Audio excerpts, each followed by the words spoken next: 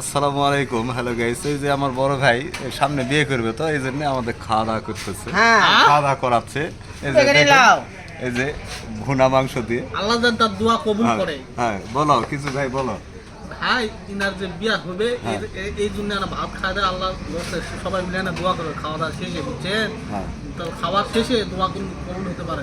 ভাই, বলা যায় এই না। এই যাই হোক, বিয়ের উপলক্ষে তো খাওয়া দাওয়া দিচ্ছে, তো আপনি কেমন টেস্ট লাগলো?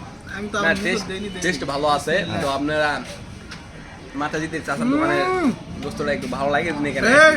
করে কোন চাচার দোকান এটা? রমজান চাচার দোকানে হ্যাঁ, রমজান চাচার দোকান এটা।